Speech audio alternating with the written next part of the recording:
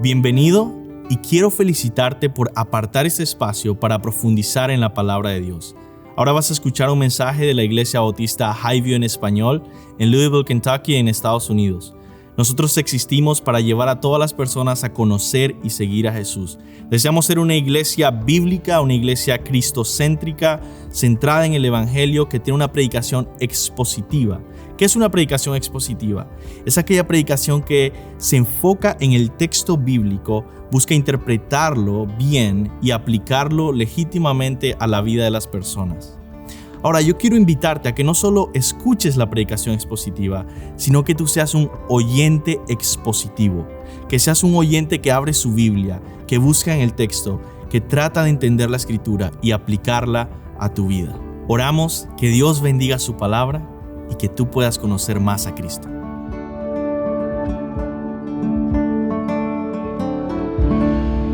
Amén. Pueden tomar asiento y abrir sus Biblias en Mateo capítulo 5. Sermón del Monte va a través de Mateo capítulo 5, 6 y 7. Y vamos a estar en esta serie de sermones yendo lentamente a través de estos capítulos por meses. Vamos a orar que el Señor bendiga este tiempo. Señor,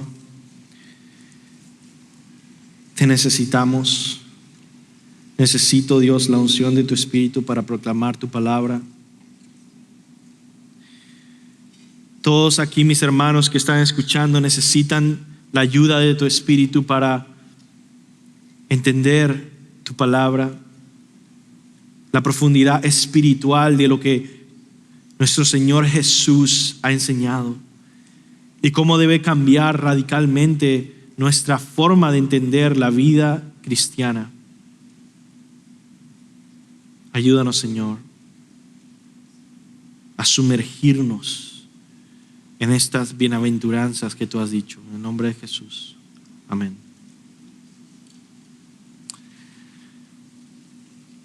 ¿Qué significa ser cristiano? Hay muchas respuestas que a uno se le puede venir a la mente. Quizá para algunos un cristiano es alguien que practica ciertas cosas, va a una iglesia o lee su Biblia. Quizá para otros un cristiano es alguien que cree ciertas doctrinas. Y sin embargo, a pesar de que todo eso tiene algo de verdad, muchas veces podemos perder el enfoque que distingue al verdadero cristiano del resto del mundo. Y es quién eres como persona. No qué haces ni necesariamente cuántas doctrinas crees, sino quién eres. El cristiano es una nueva criatura. Es una persona transformada por la gracia soberana de Dios. Es un alma redimida.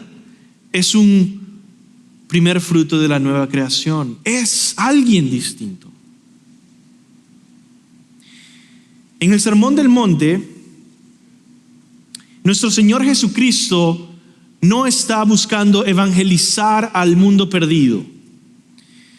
No está dirigiéndose a los rebeldes pecadores, diciéndoles qué tienen que hacer para ser cristianos. Él lo ha hecho en diferentes ocasiones y leemos en los evangelios cuando Él busca con esa intención hablar al mundo perdido. Le dice, como en Marcos 1:15, el tiempo se ha cumplido, el reino de Dios se ha acercado, arrepentíos y creed el evangelio. También en Juan 6:29, cuando las multitudes le preguntan, Maestro, dinos entonces cuál es la obra que Dios pide que hagamos. Jesús le dice, esta es la obra de Dios, que crean en el que Él ha enviado. Que crean en Jesús. Spurgeon nota esto y dice, no caigan en el error de suponer que los versículos iniciales del Sermón del Monte declaran cómo vamos a ser salvos, pues eso sería causa de que su alma tropiece. No, aquí Jesús responde únicamente a la pregunta: ¿quiénes son los salvos? ¿O cuáles son las marcas y evidencias de una obra de gracia en el alma? Jesús, en el Sermón del Monte, en estos 3 capítulos completos de esta serie, se propone a animar e instruir a sus discípulos verdaderos. Sus enseñanzas abarcan esos 3 capítulos. Así que si pudiera resumirlo en una pregunta: ¿de qué se trata este sermón en el que Jesús busca animar e instruir a los cristianos? Esa ha sido la pregunta por semanas que he tenido en mi mente y que me ha cargado mucho, y he estudiado mucho y orado mucho y leído mucho para responder. ¿De qué se trata? ¿Cuál es el tema de este sermón de Jesús? El sermón de Jesús, el Sermón del Monte, presenta la vida espiritual de aquellos que son parte del reino de Dios. Establece el estándar de vida de aquellos que han nacido de nuevo. Jesús presenta la naturaleza, el corazón y la ética de los hijos de Dios. Y quizá la mejor forma de entender qué sucede acá es pensar en que Jesús está pintando una pintura, un retrato de el hombre salvado, redimido, el hombre espiritual, el hombre nacido de nuevo, la persona que pertenece ahora a su reino, en el que el reino de Dios ha comenzado. Él está pintando esta imagen del carácter cristiano y se enfoca especialmente en la actitud o disposición interna de nuestros corazones y el estilo de vida que fluye de ellos. Y especialmente en la primera parte que vamos a estudiar hoy, los primeros versículos, las bienaventuranzas, cuando comienza el sermón Jesús, Él especialmente se enfoca en retratar y pintar cómo es la disposición y la actitud y el carácter de un cristiano. Y después el resto del sermón va a dar ejemplos. Va a dar ejemplos variados de cómo eso se expresa, ese nuevo corazón se expresa en una vida que fluye en obediencia a Dios en diferentes áreas: en la ira, en el adulterio, en el matrimonio, en la forma en que hablas, en la forma en que adoras o ayunas. Entonces, especialmente el carácter o disposición del cristiano se observa aquí en las bienaventuranzas.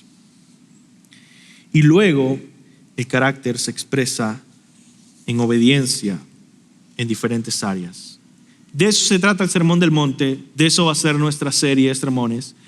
Y por eso se llama así en la tierra como en el cielo, porque en el centro del Sermón del Monte está la oración conocida como el Padre Nuestro. Y yo creo que esta frase precisamente refleja cómo aquí en la tierra, en los cristianos, el reino de Dios, el reino celestial, ha comenzado. Queremos que se haga su voluntad en la tierra, así como en el cielo.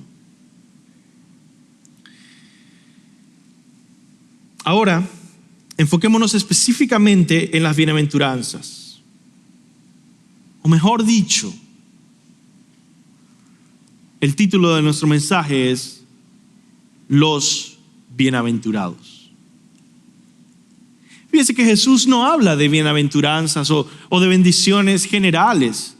No. Y esto es algo que muchas personas no se percatan cuando leen.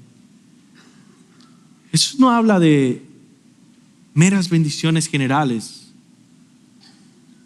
Él está hablando de personas. Y dice así nuestro texto: Cuando Jesús vio a las multitudes, subió al monte y después de sentarse, sus discípulos se acercaron a él y abriendo su boca les enseñaba diciendo. Por cierto, esto está conectado con Éxodo. Muchos comentaristas han observado que así como en Éxodo Dios reunió a su pueblo en el monte Sinaí y subió Moisés a poder presentar ante su pueblo los mandamientos que reflejan ahora la vida del pueblo de Dios, de Israel, así Jesús, como el verdadero y más perfecto Moisés, sube a este monte y entonces ahora presenta lo que es la vida de su pueblo, pero ahora es el pueblo transformado por el Espíritu Santo, el reino de Dios. Y Jesús se sienta, que es la forma en la que los rabinos enseñaban, se sienta y dice, abriendo su boca, les enseñaba diciendo, bienaventurados los pobres en espíritu, porque de ellos son el reino de los cielos. Bienaventurados los que lloran, porque serán consolados. Bienaventurados los humildes, aunque otras versiones dicen los mansos, porque ellos heredarán la tierra.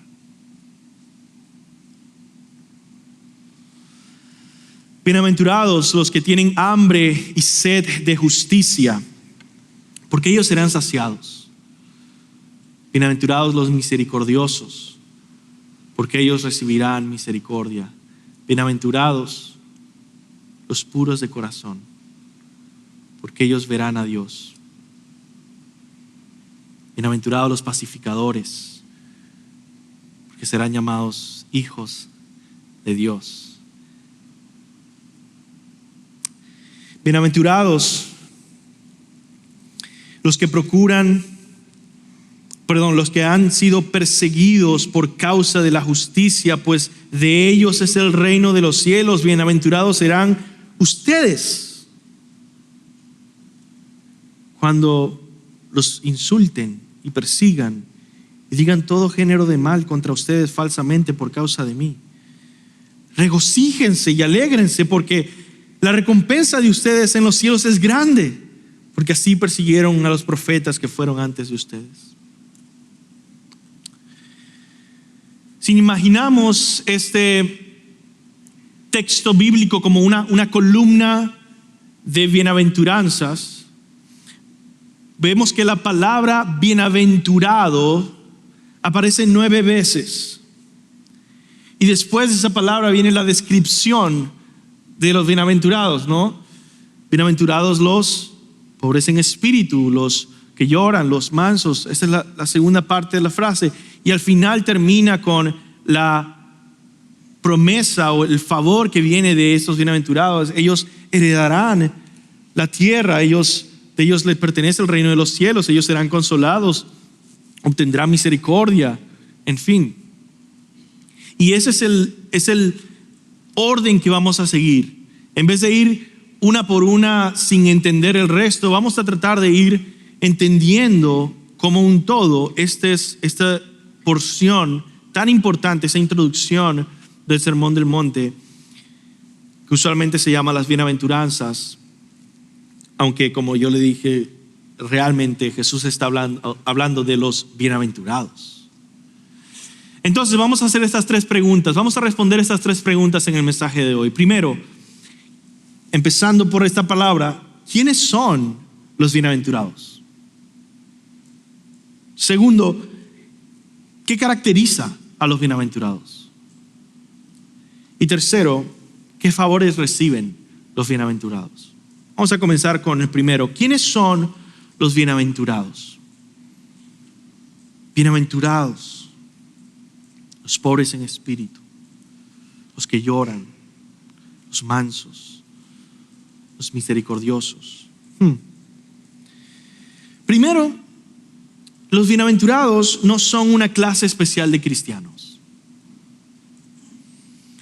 En la época medieval, especialmente en la época del cristianismo, más o menos desde el año 600 hasta el 1200, 1300, se popularizó esta interpretación muy católica y monástica del Sermón del Monte, en el que todo este Sermón del Monte, Jesús ponía una vida moral tan elevada que decían, esto no puede ser que describa a todos los cristianos, solo describe quizá un camino para aquellos cristianos que quieren dedicarse completamente a Dios, quizá como monjes. Y entonces esto puede ayudar a entender cómo un monje debería buscar vivir. En otras palabras, esto es para una clase superior y especial de cristianos, para la élite cristiana. Pero esto no es así, como vamos a ver. En segundo lugar, el Sermón del Monte no presenta a estos bienaventurados como un estándar imaginario e imposible. Algunas personas también dijeron, sobre todo quizá después de la Reforma Protestante, con el énfasis de entender que cuando vemos a la ley nos condena, cuando vemos a los mandamientos de Dios nos hacen ver nuestro pecado, dijeron, bueno, eso es un estándar perfecto, imaginario, elevado, que solamente tiene la intención de quebrantarnos, hacernos añicos y decir, esto es imposible de vivir, por lo tanto, vamos a creer en Jesucristo. Y por lo tanto, este Sermón del Monte es imposible de vivir, es imposible, es imaginario. Ahora, esto no es así porque Jesús ve en la vida de su pueblo redimido esas características que él menciona. Ellos son pobres en espíritu. Jesús los ve como mansos, misericordiosos e incluso como puros de corazón. El reino de Dios ha comenzado en los bienaventurados. Y aunque esperamos que el reino sea consumado finalmente y perfectamente en el futuro, sin embargo, reconocemos que ya ha comenzado a dar fruto en el presente. Y por lo tanto hay una tercera cosa que quiero decir, que los bienaventurados no simbolizan una futura versión celestial solamente. No es como que Jesús está diciendo, bueno, te estoy hablando a ti, pero imaginando tu futuro celestial. Estoy diciendo, ¿sabes qué? Tú eres un bienaventurado porque en el cielo vas a llegar a ser pobre en espíritu, manso, con hambre y sed de justicia, puro de corazón. Otra vez, claro que en el cielo vamos a reflejar plenamente este cuadro, esta imagen del hombre bienaventurado, pero Jesús no está hablando solamente del futuro. Jesús no está hablando solamente de una versión celestial futura tuya. ¿Por qué digo eso? Porque Jesús está describiendo a personas reales que viven en el presente donde Él está hablando. ¿Por qué? Primero dice que ellos tienen hambre y sed de justicia. Bueno, si tienen hambre y sed de justicia es porque no están en el cielo, ¿no? Porque serán saciados. Es una condición presente. Todavía no ha llegado plenamente el reino de Dios. También dice que serán perseguidos. Eso no sucede en el cielo. Y que lloran. Bienaventurados los que lloran. Él está describiendo personas en el presente. Entonces, para dar una respuesta, ¿quiénes son los bienaventurados? Los bienaventurados son los cristianos genuinos. En Mateo 5:11, Jesús cambia su manera de hablar en tercera persona. Tercera persona es cuando dicen ellos, él.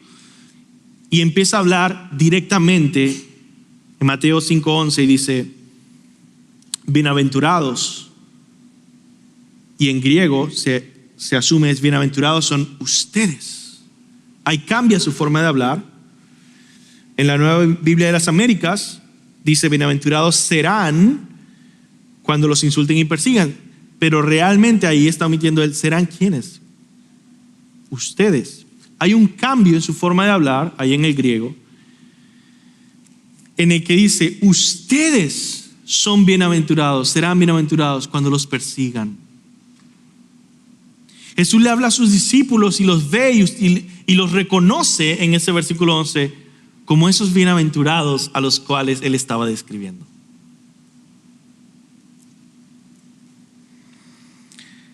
Esa palabra entonces, bienaventurado, Makarios, ¿qué significa? Literalmente en griego significa feliz, afortunado, privilegiado, dichoso, bendecido. Y en el contexto va más a ese punto de bendecido. ¿Qué significa ser bendecido en la Biblia? En el Antiguo Testamento, el hombre bienaventurado, el hombre bendecido, es el hombre aprobado por Dios. El bienaventurado es el hombre que teme a Jehová y se deleita en su ley de día y de noche. ¿No hemos leído el Salmo 1? Bienaventurado. Es una categoría bíblica que encontramos en el Antiguo Testamento y en el Nuevo Testamento. Para aquellos que son hombres de Dios, mujeres de Dios también, que temen a Dios, que siguen a Dios, que son el pueblo de Dios, que tienen un corazón para Dios, porque ellos son los bienaventurados. El bienaventurado, en conclusión, es alguien que vive entregado a Dios y es favorecido por Dios. El bienaventurado es aquel que vive aprobado por Dios. ¿Quién es el bienaventurado? Es el que la Biblia le llama el hombre que teme a Jehová, el justo, el hombre espiritual, el amigo de Dios, la nueva criatura en Cristo Jesús, el nuevo yo, los cristianos, los que han sido revestidos de Cristo, la iglesia, el templo de Dios, los hijos de Dios, el verdadero Israel, los redimidos, etc. Ellos son los bienaventurados. Bienaventurado eres tú. Tú que has sido salvado por Jesús y ha comenzado el reino celestial en tu vida, aunque no se ha consumado todavía. Tú que le perteneces a Cristo hoy y por siempre. Bienaventurado eres tú que has recibido un nuevo corazón y que vives una vida llena de Dios. Bienaventurado eres tú que cuentas con un perfecto y suficiente Salvador, que has recibido esta gracia soberana que es la salvación. Esa es tu identidad cristiana. Y déjame aplicar esto, primer punto, antes de pasar al siguiente. ¿Cómo se ve esto práctico en nuestras vidas? Mire, ser bienaventurado, esta noticia que te acabo de dar, es un estatus, no es una circunstancia en tu vida. El cristiano genuino no tiene momentos bienaventurados solamente, momentos bendecidos en el que tú dices, tuve una buena semana, fui bendecido. Tuve una mala semana, no fui bendecido. Eso es otra cosa, no estamos hablando de ese tema. Cuando decimos que tú eres el bienaventurado, cuando eres un cristiano genuino, estamos diciendo que perpetuamente y para siempre tienes este estatus ante Dios. Eres el hombre bienaventurado. Eres como Moisés y David. Eres como Pablo. Todos ellos pecaron, Todos ellos cayeron, todos ellos se levantaron y siguieron siendo hombres de Dios. Eres una persona bendecida por Dios, aprobada y favorecida por Dios de una manera profunda y continua. Ser bienaventurado no depende entonces de las circunstancias. A veces hay dolor, a veces hay fiesta, a veces hay lágrimas, a veces hay risas, a veces hay prosperidad y a veces no. En medio de todo eso, Jesús me llama bienaventurado, incluso en la persecución, incluso a los que lloran, porque he recibido el favor divino de ser incluido en su reino celestial y de ser bendecido y aprobado por Dios. Cuán bienaventurado.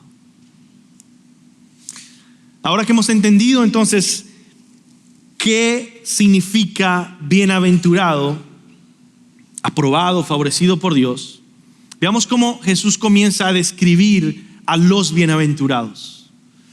Ese es el punto número 2. ¿Qué caracteriza a los bienaventurados? Jesús pronuncia la palabra bienaventurado 9 veces. 9 veces encontramos la palabra bienaventurados. Una forma útil, aunque imperfecta, pero muy útil de entender este grupo de 9 bienaventurados es entender que todo ello se tiene que entender junto, pinta una imagen completa. No es que algunos tienen una característica y otros otra, no, es que está componiendo una imagen completa del cristiano genuino. Y esa imagen la podemos dividir en 3 grupos de 3 bienaventuranzas. 9, 3, 6, 9. Matemáticas, bien. 9 bienaventuranzas, 3, 3, 3. Las características de los bienaventurados entonces se pueden agrupar en estas 3 descripciones generales: los humildes, los santos, los amorosos. Vamos a comenzar entonces con las primeras 3 bienaventuranzas. ¿Cómo se caracteriza un bienaventurado? Primero, por una humildad radical. Una humildad radical. Jesús dice: bienaventurados los pobres, bienaventurados los que lloran, bienaventurados los mansos, los humildes. Humildad radical describe al hombre nacido de nuevo. Primeramente, es pobre en espíritu. ¿Qué significa ser alguien pobre en espíritu? Bienaventurados los pobres en espíritu. Tiene que ver con una percepción de ti mismo. Los pobres en espíritu no se perciben a sí mismos como importantes o superiores al resto. No hay nada que Dios repudie más que a un cristiano que empieza a creer que tiene una superioridad ante sus hermanos o ante los demás. Porque no hay nada más fundamental que la humildad para el verdadero cristianismo. Para ser un cristiano no hay que ser la gran cosa. Más bien Jesús dice, al contrario, para ser un cristiano hay que hacer la pequeña cosa. Son los pobres en espíritu. Son los que lloran. Son los humildes. No los grandes. No los elevados. Son pobres en espíritu porque son pobres en sus propios ojos. En la percepción desde su espíritu se ven a sí mismos como pobres. Y en su espíritu reconocen su necesidad de la gracia de Dios. Una persona pobre en espíritu no se la pasa diciendo: oye, hermanito, mira, quiero aclarar, yo no soy nada. Yo, la verdad, soy el menor de todos aquí. Yo no sé nada. Yo soy simplemente un siervo más. Una persona que está constantemente buscando expresarte su imagen como aquel que no vale nada, aquel que es más bajo que los demás y que no merece nada, es alguien que está obsesionado consigo mismo y con su imagen, con cómo lo percibes, con cómo lo ven. Al contrario, alguien que es pobre en espíritu no se la pasa pensando en sí mismo, en cómo lo ven los demás, o en si está expresando suficiente humildad. Porque con sincera opinión, de todo corazón, realmente él se ve a sí mismo como alguien que no es nadie por sí mismo. ¿Y saben qué produce eso? Humildad. Porque empiezas a darte cuenta que incluso las cosas que reconoces que son buenas en tu vida, y dices, wow, he crecido en aprender esto. He crecido en ser más responsable en esto. He crecido en ser un mejor trabajador en esto. Incluso esas cosas puedes verlas, reconocerlas, no menospreciarlas ni desecharlas y decir, ¿y todo eso fue la gracia de Dios en mí? Y si no fuera por su gracia, yo estaría igual que los demás que estoy criticando. Sería igual de irresponsable que los que estoy criticando, porque es solo por su gracia que Él me ha cambiado. Qué favorecido he sido, bienaventurado, agradecido. Segundo, la humildad radical, en segundo lugar, Jesús la expresa con los que lloran. Son aquellos que experimentan quebrantamiento y carga espiritual por sus propios pecados y por el mundo perdido. Y mientras más meditaba en esto, yo pensaba, bienaventurados los que lloran, porque serán consolados. Mi pregunta era, ¿por qué lloran?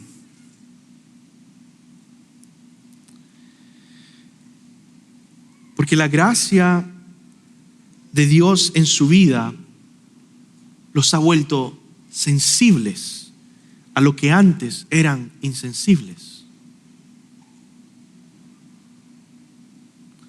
El cristiano verdadero obtiene una especie de carga y de sobriedad espiritual ante la vida, ante las cosas que antes hacías o que pasaban a tu alrededor y que no te importaban.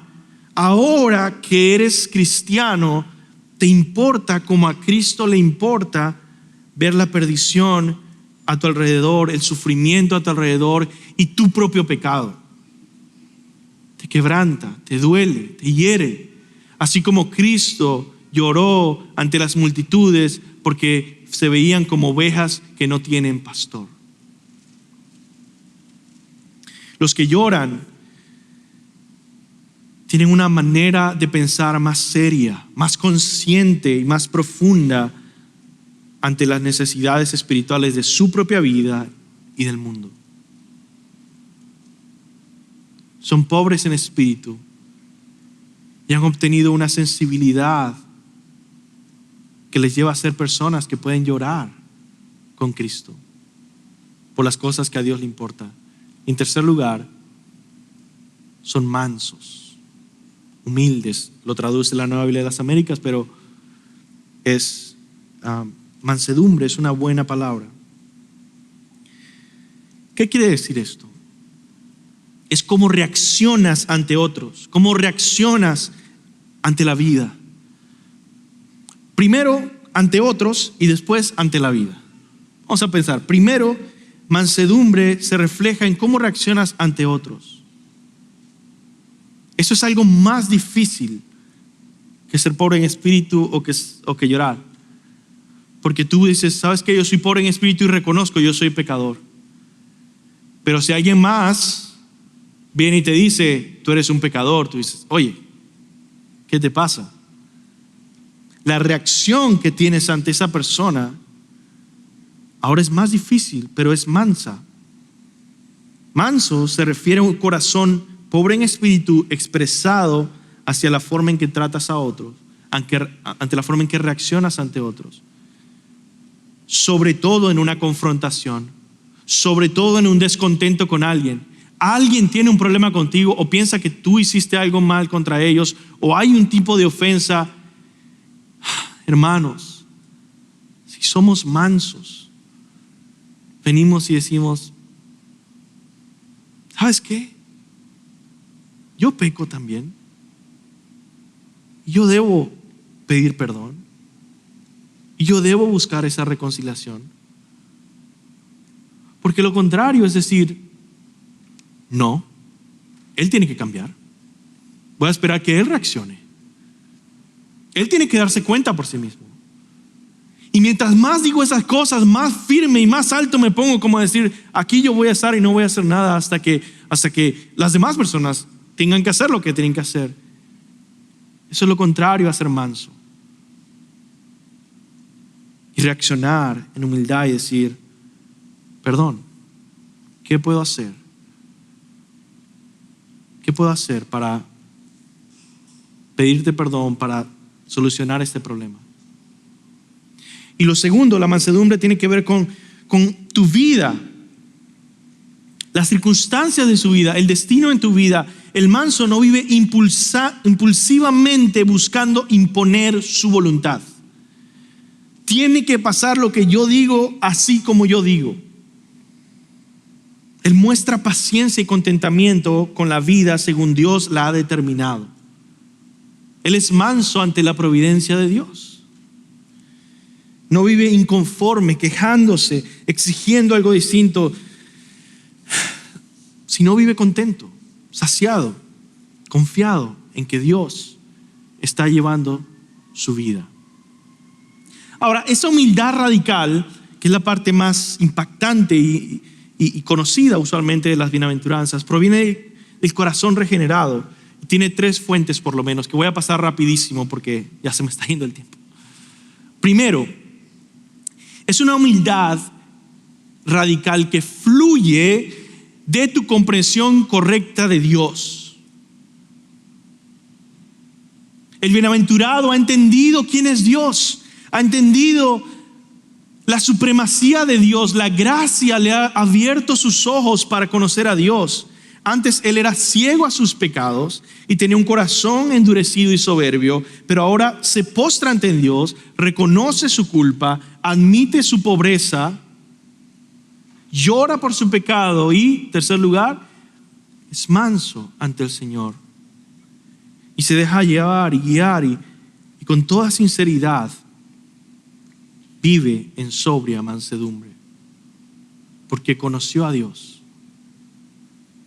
Segundo, es una humildad que no solo brota de conocer a Dios como es, sino de un reconocimiento de tu propio pecado.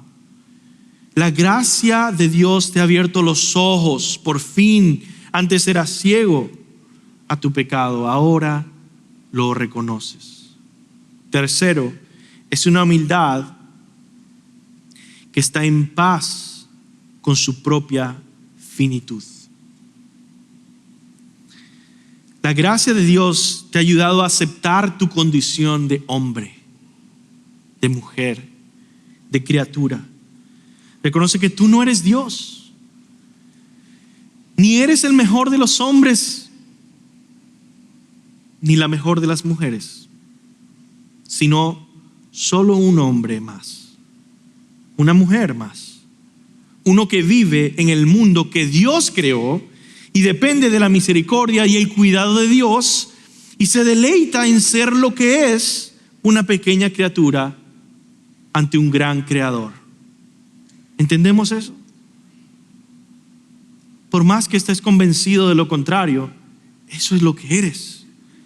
Por lo tanto, el bienaventurado abraza la verdad. Eso es lo que eres.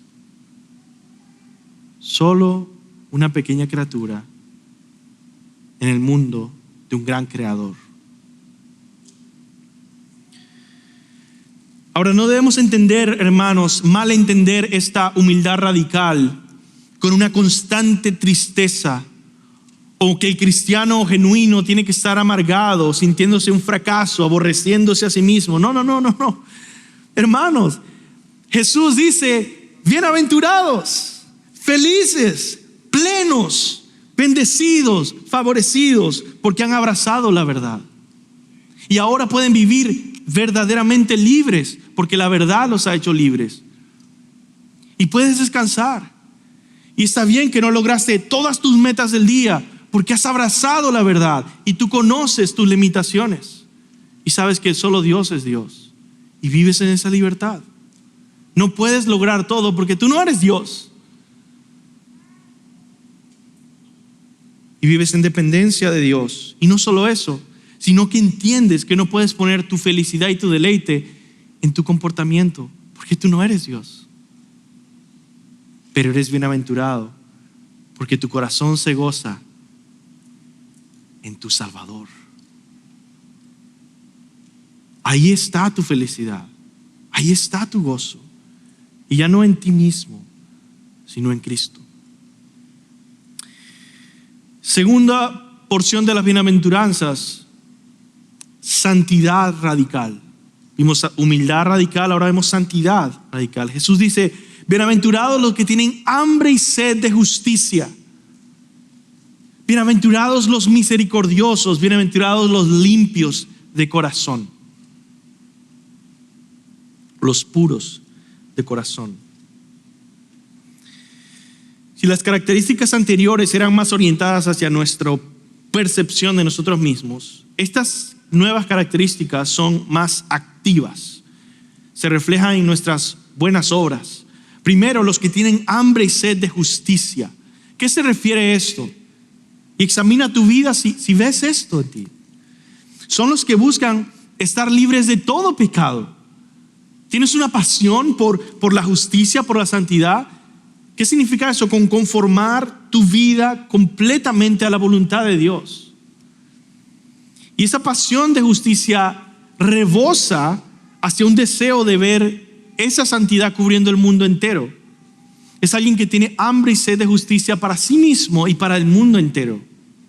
En segundo lugar, vemos que son misericordiosos. Bienaventurados los misericordiosos. Son los que se compadecen y cuidan del débil, del pobre, del afligido, del necesitado. O sea que esta santidad radical no es solo en su cabeza, ni es solo en su forma de sentir o desear cosas. Se refleja en su trato del prójimo. No es solo emocionalismo o solo pensar y recordar al pobre. Es de verdad ayudar a aquellos que necesitan. Es vivir de una manera misericordiosa. Es orar por tus hermanos y por los necesitados. Y tercero, los de limpio corazón. Los que tienen hambre y sed de justicia, los misericordiosos, los de limpio corazón o los puros de corazón. Son los que viven con conciencias limpias, entregados con absoluta sinceridad a Dios de todo corazón. Hombres y mujeres humildes que se apasionan por someter sus vidas enteramente a la voluntad de Dios. Eso tiene que ver mucho con estar completo.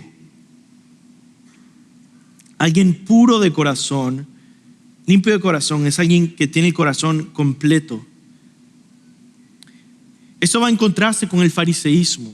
Los fariseos se comportaban de cierta manera, una parte, pero de su corazón, sinceramente, no eran hombres de Dios. No cumplían la ley al obedecer, al amar a Dios y al prójimo. Pero ahora los discípulos de Jesucristo tienen un corazón completo, que no solo hacen las cosas, pero provienen de un corazón que ama la voluntad de Dios. Ama a Dios y ama al prójimo. Esa pasión por la santidad proviene del Espíritu Santo grabando en nuestros corazones la ley de Dios, tal como había prometido que haría en el nuevo pacto. El profeta Jeremías dice, hablando del nuevo pacto: pondré mi ley dentro de ustedes y sobre sus corazones la escribiré. Entonces yo seré su Dios y ellos serán mi pueblo. Más adelante Jesús contrastará ese tipo de santidad que brota del corazón contra el fariseísmo que no brota del corazón. Entonces el hombre bienaventurado se comporta piadosamente porque su corazón realmente es piadoso. Se comporta de una manera justa porque su corazón ha sido cambiado, lleno con un hambre y sed de justicia. Anhela obedecer a Dios, ama al prójimo, tiene un corazón entregado a Dios, es sensible para ser misericordioso, porque ha sido transformado por la gracia soberana de Dios. Y por último vemos no solo la humildad radical que abre espacio para una santidad, sino finalmente un amor radical. Jesús dice: bienaventurados los que procuran la paz, los pacificadores. Bienaventurados los perseguidos a causa de la justicia. Bienaventurados serán ustedes cuando los insulten, los persigan y digan toda clase de género de mal contra ustedes falsamente por causa de mí. Primero, los que procuran la paz son los que buscan reconciliar relaciones rotas. Son personas que tienen en su corazón esta gracia del Espíritu Santo, en el que Dios, que ama la paz, les pone en su corazón, es decir, yo procuro la paz de mis hermanos y procuro la paz que yo tenga con otros, pero también la paz de la humanidad con Dios. Y por eso está conectado a la carga y el deseo de ver al mundo reconciliado con Dios, de ver al mundo convertido para Cristo, abrazando el evangelio, el mensaje de reconciliación. Este amor radical los lleva a trabajar para lograr esa paz. Y cuando trabajan fiel bíblicamente para lograr esa paz, se encuentran con obstáculos, dificultades y persecuciones. Y eso nos lleva a lo siguiente: aquellos que han sido perseguidos, bienaventurados los que han sido perseguidos por causa de la justicia, que se han entregado a esta obra de llevar reconciliación al mundo y de evangelizar y de amar y de reflejar a Dios, y han sufrido en su tarea. También incluye a todos los cristianos que se mantienen su fe firme en medio de la persecución, porque esa fe firme en medio de la persecución sirve de testimonio a un mundo que ve cómo reacciona el cristiano que quiere reconciliar al mundo. Este amor sacrificial viene del Espíritu Santo derramando su amor, el amor de Dios en nuestros corazones. Mira lo que dice Romanos 5:5. El amor de Dios ha sido derramado en nuestros corazones por medio del Espíritu Santo que nos fue dado. Ese es un hombre y una mujer bienaventurada, porque la gracia de Dios le ha cambiado.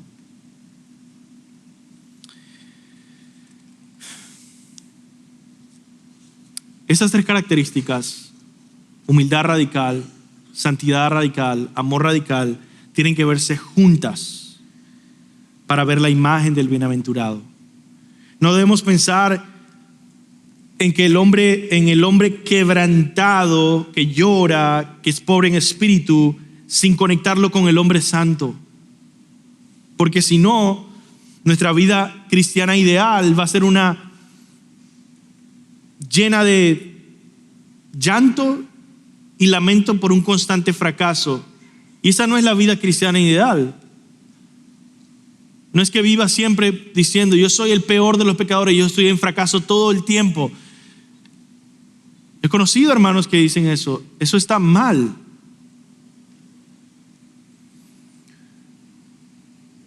Nuestra humildad y santidad personal no se debe considerar tampoco aparte del amor. Si no, seríamos personas que solo se enfocan en nosotros mismos, en nuestro comportamiento y en hacer las cosas bien, pero descuidamos el amor. Por lo tanto, todas ellas se deben poner juntas. Humildad, santidad y amor siempre han sido el estándar de Dios para aquellos que Él ha favorecido, aquellos que Él ve como bienaventurados. Siempre lo ha sido. Déjenme leerles algunos pasajes. Isaías 66:2 dice: pero a este miraré, al que es humilde y contrito de espíritu y que tiembla ante mi palabra. Salmo 34:18, cercano está el Señor a los quebrantados de corazón y salva a los abatidos de espíritu. Miqueas 6:8, Él te ha declarado, oh hombre, lo que es bueno. ¿Y qué es lo que demanda el Señor de ti? Sino solo practicar la justicia, amar la misericordia y andar humildemente con tu Dios. Entonces, debemos considerar todas esas características de los bienaventurados juntas para entender la imagen que Jesús está pintando, porque cuando las vemos por fin juntas, vemos la imagen completa y nos damos cuenta de que es la imagen de Jesús. ¿Cómo reaccionó Jesús cuando lo rechazaron y lo persiguieron y lo abofetearon? Con mansedumbre.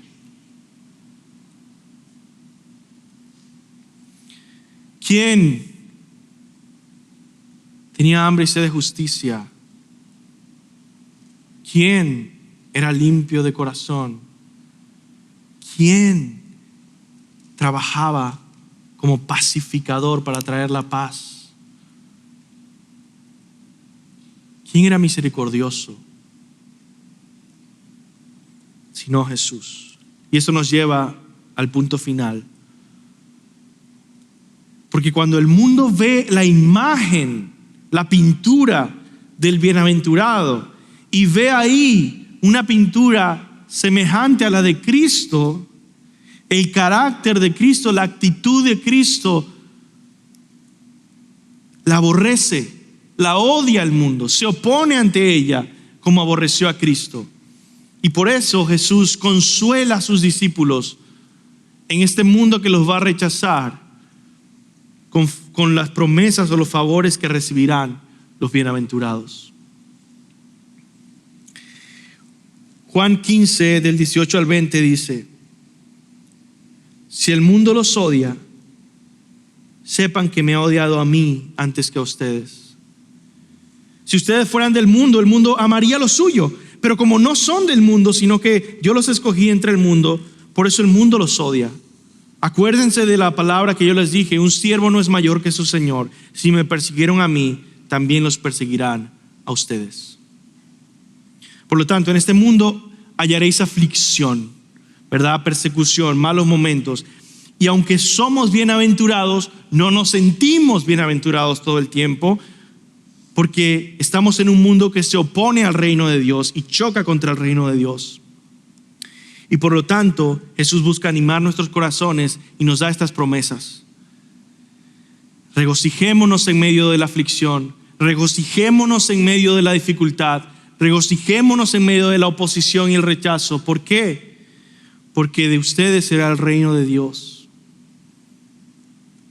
Porque serán consolados por Dios. Porque heredarán la tierra. Porque serán saciados de justicia. Porque recibirán misericordia. Porque verán a Dios y serán llamados hijos de Dios. Además, cuando los persigan y los rechacen, Jesús dice: será recompensado grandemente en los cielos por cada uno de esos rechazos.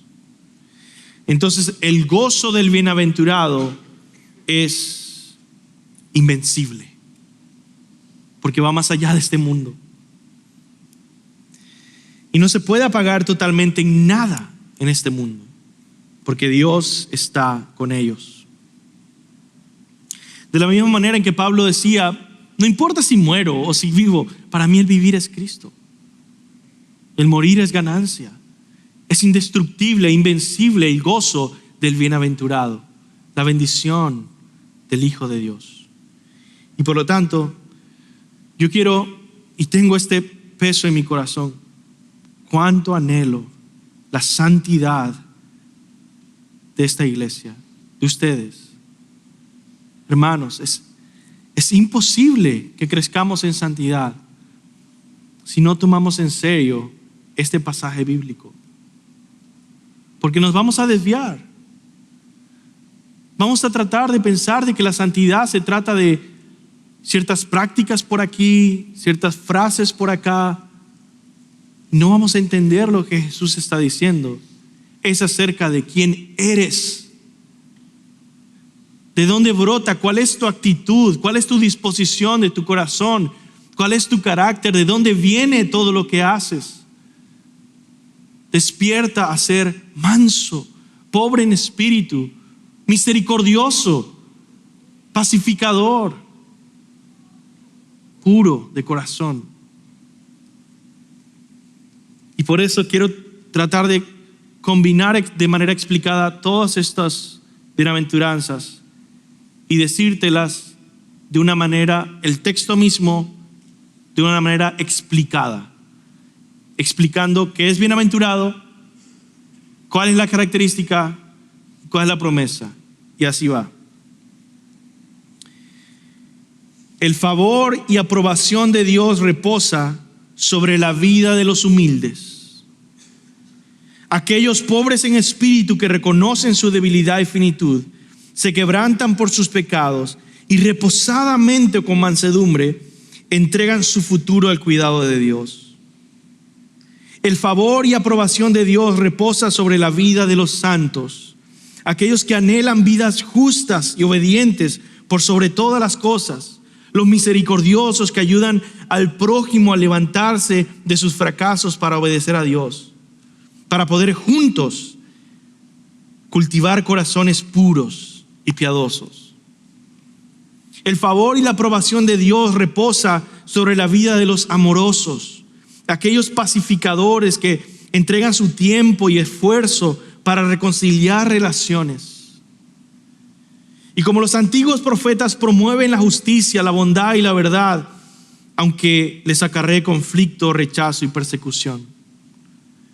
Ellos son bendecidos, favorecidos, aprobados por Dios, porque a ellos les pertenece el reino celestial, porque ellos recibirán consuelo, heredarán todas las cosas, serán saciados de justicia y cobijados con misericordia, porque verán a Dios de cerca, como un hijo a su padre, y su recompensa será grande en el cielo. Te animo a memorizar las bienaventuranzas, a meditar semanalmente en ella, a ser quebrantado y animado por ellas.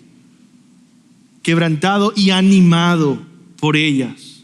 No solo quebrantado, no solo animado. Un escritor confiesa diciendo: cuanto más leo estos 3 capítulos, más me atraen y me avergüenzan. Su luz brillante me atrae como una polilla hacia un foco, pero la luz es tan brillante que quema y calcina. Que ese mensaje te convenza a ti de que tú eres bienaventurado si estás en Cristo Jesús. Tú que has nacido de nuevo por el poder de Cristo, eres bienaventurado, pero que te impulse a vivir como uno que es bienaventurado bíblicamente. Es decir, uno que está completamente entregado a Dios. No te pierdas ese desafío para tu vida, ni lo ignores, ni lo evadas. Aunque quizá tú preguntes, para terminar: pastor, ¿de verdad es posible vivir así? ¿Es posible para un cristiano ser lo que Jesús dice que seamos y que somos? Un escritor responde: la ética del Sermón del Monte es la meta y el ideal de los discípulos cristianos aquí y ahora. Sin embargo, los discípulos no se caracterizan plenamente o perfectamente por la justicia que describe el sermón hasta que el reino sea consumado en el momento de la segunda venida.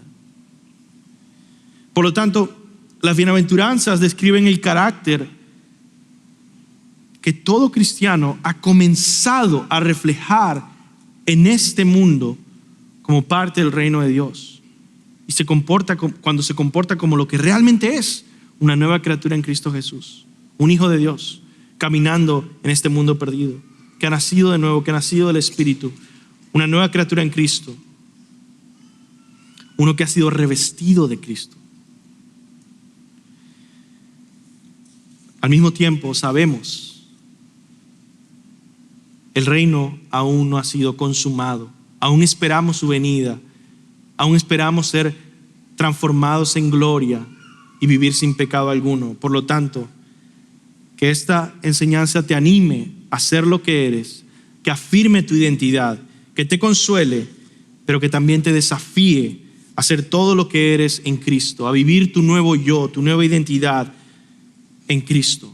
Y que nos anime a vivir una vida que no se siente cómoda en este mundo, que no encaja en esta época, que no es celebrada en esta sociedad, pero que con mucha emoción se dirige a Dios y disfruta de Dios en el presente mientras aguarda la consumación del reino en el futuro. Vamos a orar. Señor, ayúdanos como iglesia a no olvidar este pasaje, a memorizarlo, a repetirlo una y otra vez, a meditar en él, a buscar reflejarlo, vivirlo en el secreto, en nuestros pensamientos, en nuestras actitudes, en nuestras relaciones.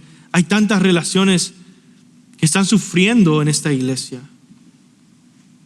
Oh Señor, que tú traigas paz, reconciliación, mansedumbre, humildad, amor y santidad.